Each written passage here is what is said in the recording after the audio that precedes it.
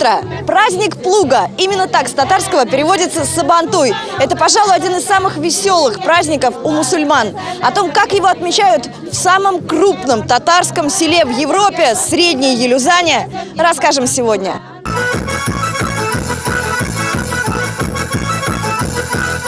Если песня «Душа народа», то танец его характер. Ловкие и сильные, гостеприимные и трудолюбивые. Все это о татарах. Уроженцы Средней Елюзани – мастера на все руки. Ниточку из прошлого в современность протянули старожилы.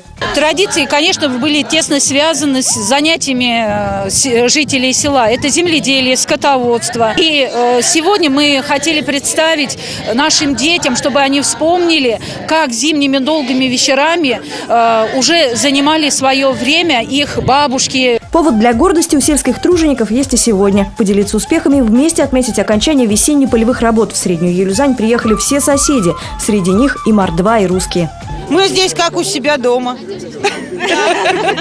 Нас здесь очень хорошо встречают каждый год. Погуляем мы сегодня в Средней Елюзани.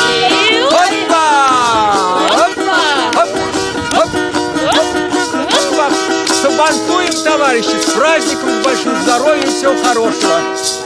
Главная особенность Сабантуя – с этого праздника никто и никогда не уходит голодным. Рецептами национальной кухни повара делятся охотно. Правда, повторить, казалось бы, несложные блюда не так уж и просто.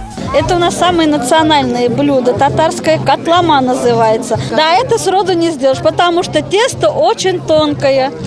Надо раскатать очень это тесто тонкое, поэтому секрет такой. А вот самых почетных гостей татары по старому обычаю встречают чак-чаком.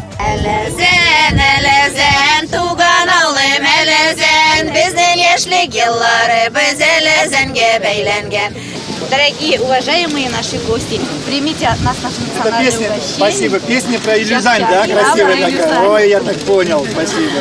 О каждом населенном пункте Городищенского района Ивану Белозерцеву жители рассказали лично на конкретных примерах. В ответ временно исполняющий обязанности губернатора подарил елюзанцам ковер для мечети.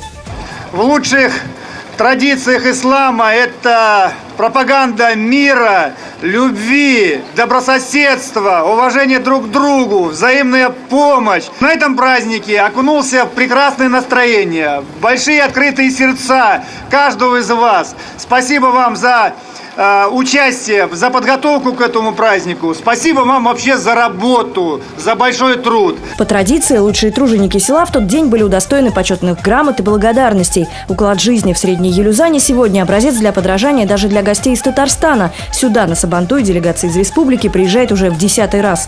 Растениеводство у вас принимаем, значит, мы сажаем те культуры и животноводство, и убойный цех, предпринимательство, и они у нас тоже так же учатся. То есть очень тесные. Я думаю, что этот мост дружбы будет продолжаться вечно. Не обошлось на Сабантуе без национальной борьбы татар-чак-кюреш и скачек на ипподроме. Показать своих лошадей готовились и местные, и приезжие заводчики. Нелла для соревнований уже слишком взрослая, а вот в показательных выступлениях участвует с удовольствием. Ну, мы участвуем уже второй год. Сложно, надо за ним ухаживать, сами понимаете, не так легко. Они же люди, лошади как люди, требуют внимания на них. Самые зрелищные заезды в запряжках. Главное условие – скакать только рысью, не переходя на галоп. Лучшим наездником Сабантуя к восторгу публики стал местный житель Рауф Янгуразов.